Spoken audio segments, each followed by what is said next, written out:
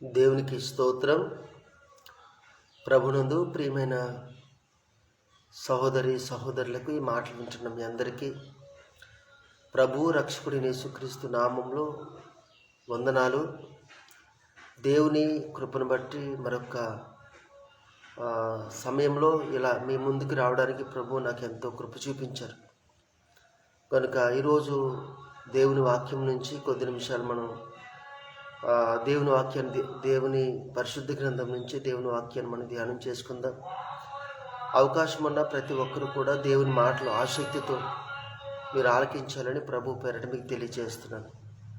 ఈరోజు మరి హృదయ శుద్ధి కోసం మనం మాట్లాడుకుందాం. హృదయ శుద్ధి కోసం దేవుని వాక్యాన్ని మనం మాట్లాడుకుందాము.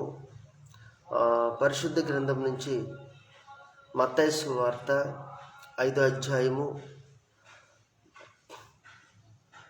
8వ వచనాన్ని చదువుతున్నాను. మత్తయి సువార్త 5:8 వచనం. హృదయ శుద్ధి గలవారు ధన్యులు, వారు దేవుని చూచెదరు. హృదయ శుద్ధి గలవారు ధన్యులు, వారు దేవుని చూస్తారని దేవుడు తన లేఖనం ద్వారా మాట్లాడుతున్నాడు. ఈరోజు దేవుని బిడ్డలారా మనం ఆలోచన చేస్తే దేవుని చూడడం అనేది ఎంతో ఉన్నతమైన భాగ్యం. నిజంగా ప్రపంచంలో ఏదైనా ఒక ఉన్నతమైన భాగ్యం ఉన్నది అంటే అది దేవుని చూడడమే. చాలామంది దేవుని చూడాలి అని ఎంతో ఆశిస్తూ ఉంటారు, ఆశపడుతూ ఉంటారు. మరి అలా ఆశిస్తున్న అందరికీ ఒక శుభవార్త ఏంటంటే, నువ్వు దేవుని చూడగలవు. ఎప్పుడో తెలుసా? నీ హృదయము శుద్ధిగా ఉన్నప్పుడే అని దేవుడు తన లేఖనం ద్వారా చెప్తున్నాడు. అయితే దేవుని బిడ్డలారా మనం ఆలోచన చేస్తే దేవుడు మనందరినీ ప్రేమిస్తున్నాడు కనుక మనందరూ ఆయన చూడాలి అనక ఆ ఆశ దేవునికి కూడా ఉంటుంది. అందుకనే ఈరోజు ఈ మాటలు ఉంటున్న స్నేహితులారా, దేవుడు అంటున్నాడు, నీ హృదయం శుద్ధిగా ఉంటే నువ్వు నన్ను చూడగలవు అని దేవుడు మనతో మాట్లాడుతున్నాడు. అందుకని ఎప్పుడూ కూడా మన హృదయాన్ని శుభ్రంగా ఉంచుకోవడానికి, శుద్ధి చేసుకోవడానికి మనం ఎప్పుడు కూడా ప్రయత్నం చేస్తూ ఉండాలి. మన ప్రతిరోజు స్త్రీలు ఉదయమే లేచి మొత్తం ఇల్లంతా శుభ్రంగా తుడుస్తారు. మరలా సాయంత్రం అయ్యేసరికి, సాయంత్రమే కాదు మరలా పనంతా అయ్యేసరికి ఇంచుమించు 10-11 అయ్యేసరికి మరలా తుడిస్తే ఏమవుతుందంటే మరలా దుమ్ము వస్తుంది అన్నమాట. గమనించిన తర్వాత ఒకవేళ మరలా కొంత సమయం తర్వాత సాయంత్రం అయినప్పుడు మరలా తుడిస్తే ఆ గది మొత్తం దుమ్ము వస్తుంది. అంటే గమనించిన ఉదయం తుడిచాము, మరలా దుమ్ము ఎలా వచ్చింది అంటే సాధారణంగా వస్తుంది. అలాగే దేవుని బిడ్డలారా, మన హృదయము ఒక్కసారి శుద్ధి చేసుకుంటే ఒకేసారి శుద్ధి అయిపోయినట్టు కాదు, మరలా శుద్ధి చేసుకుంటూ ఉండాలి. మనం చాలా సందర్భాల్లో ఉదయం స్నానం చేస్తాం, మరలా సాయంత్రం మరలా స్నానం చేస్తాం. మరి మురికి ఎలా వచ్చింది అంటే వస్తుందండి, అంతే. అందుకని ఇంచుమించు రోజుకి మనం ఉదయం సాయంత్రం స్నానం చేయడానికి ఎలాగే ఇష్టపడతామో పదే దుమ్ము ఉన్నప్పుడల్లా ఆ యొక్క గదిని లేకపోతే ఆ యొక్క ప్రాంతాన్ని శుభ్రించడానికి ఎలాగైతే మనం ఇష్టపడతాం, అలాగే మన హృదయాన్ని కూడా మనకి మనమే శుద్ధి చేసుకుంటూ ఉండాలి, శుభ్రం చేసుకుంటూ ఉండాలి. అందుకే ప్రభు చెప్తాడు, హృదయ శుద్ధి గలవారు ధన్యులు, వారు దేవుని చూచెదరు. మీరు అడగవచ్చు, హృదయ శుద్ధి అంటే ఏంటండి, ఎలా చేసుకోవాలి అని ఆలోచన చేస్తే, దేవుని బిడ్డలను మనం ఆలోచన చేస్తే పరిశుద్ధ గ్రంథంలో అనేకులు దేవుని సన్నిధిలో వారు పాపం చేసి వారి పాపాన్ని వారు ఏం చేశారంటే ప్రభు దగ్గర ఒప్పుకున్న సందర్భాలు మనం చూస్తాము. దావీదు బత్షెబతో పాపం చేశాడు. పాపం చేసి నాతాను చెప్తాడు, ఒక వ్యక్తికి ఒక గొర్రె ఉంది, ఇంకొక వ్యక్తికి చాలా గొర్రెలు ఉన్నాయి. కానీ ఎక్కువ గొర్రెలు ఉన్న వ్యక్తి దగ్గరికి ఒక బంధువు వస్తే, ఒక మార్గస్థుడు వస్తే, ఆ వ్యక్తికి తన దగ్గర అనేక గొర్రెలు ఉండగా ఒకే ఒక గొర్రె ఉన్న ఆ దగ్గరికి వచ్చి ఆ గొర్రె పిల్లని పట్టుకొచ్చి అతనికి భోజనం పెట్టాడు అనగానే దావీదు చాలా కోపంతో లేచిపోతాడు. అప్పుడు అంటాడు, ఆ వ్యక్తి మరణానికి పాత్రుడు, ఒక గొర్రెకి ప్రతికి 4 గొర్రెలు ఇవ్వాలి అనగానే నాతాన్ అంటాడు, ఆ వ్యక్తి ఎవరో తెలుసా, నువ్వే అని. బెత్షెబాతో ఎందుకు పాపం చేసి, ఎందుకు తనను నీ భార్యగా చేసుకున్నామని గద్దించినప్పుడు తనకు అర్థమైంది, ఓ నేను పాపం చేశాను అని దేవుని సన్నిధిలో తన పాపము ఒప్పుకున్నాడు.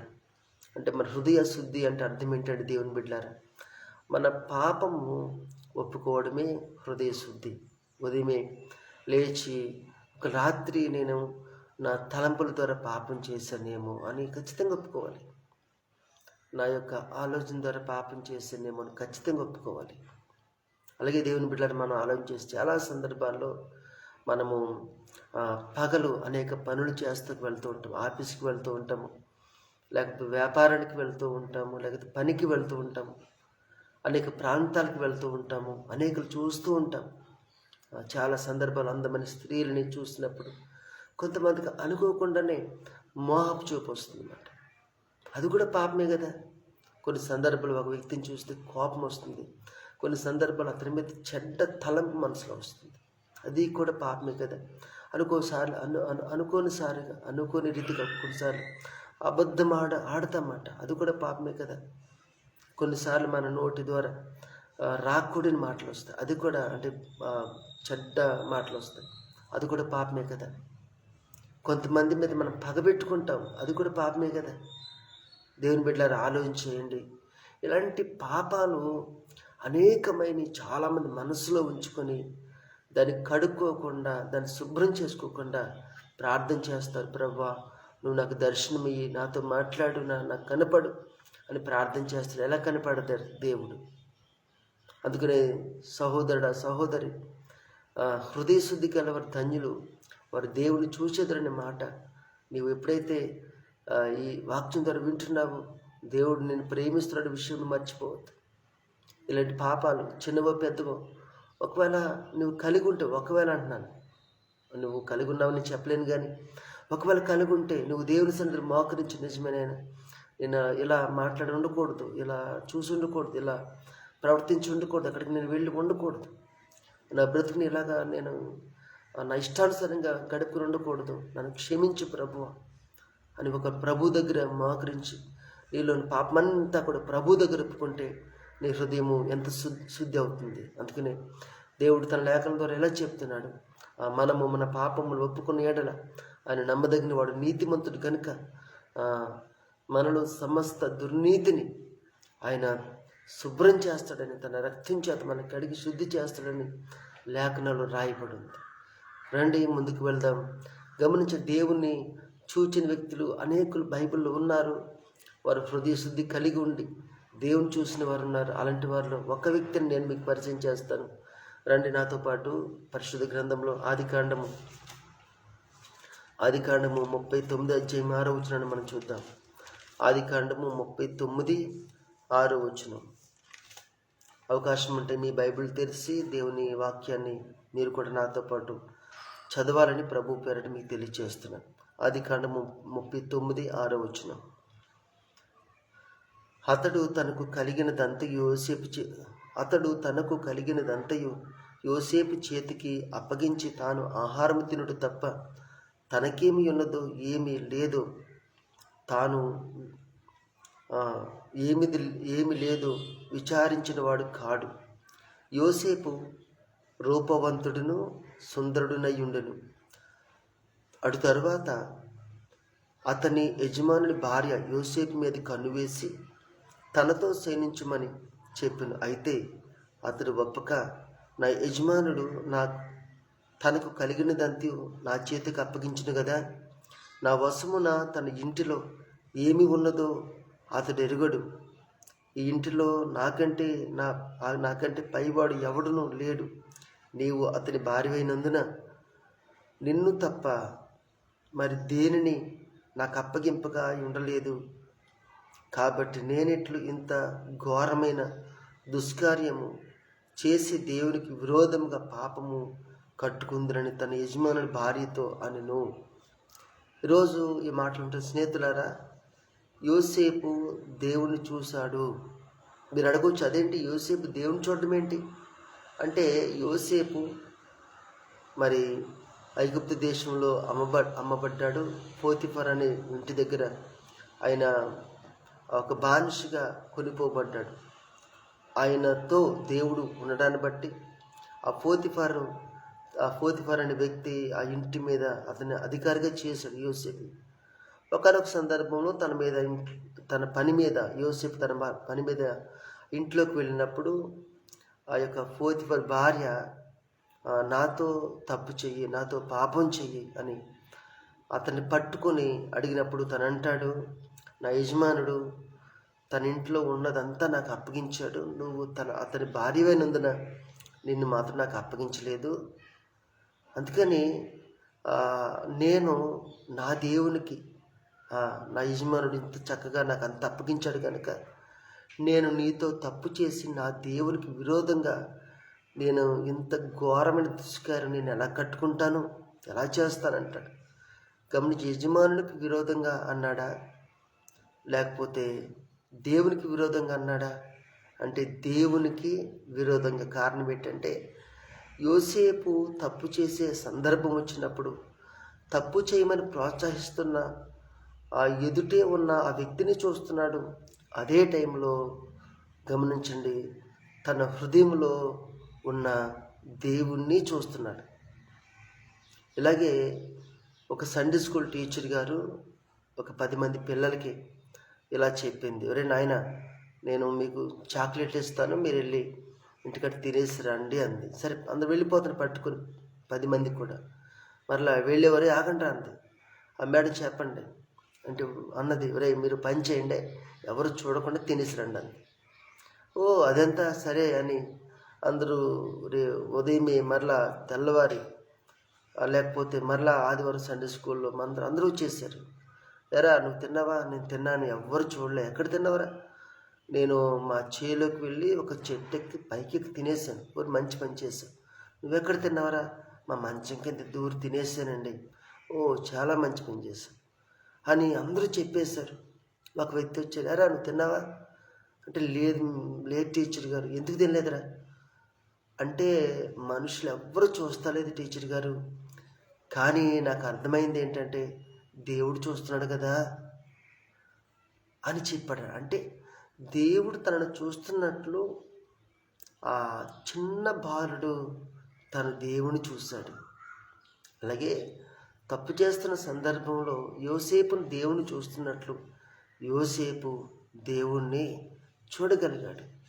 ఈరోజు ఈ మాటలుంటే స్నేహితులారా, హృదయ శుద్ధి గల వారు ధన్యులు, వారు దేవుని చూచెదరు అనే మాటని మనం ధ్యానం చేస్తే, ఎప్పుడైతే మన హృదయం శుద్ధిగా ఉంటుందో ఖచ్చితంగా మనకు అర్థమవుతుంది మనం చేసే ప్రతి పనిని దేవుడు చూస్తున్నాడు అని.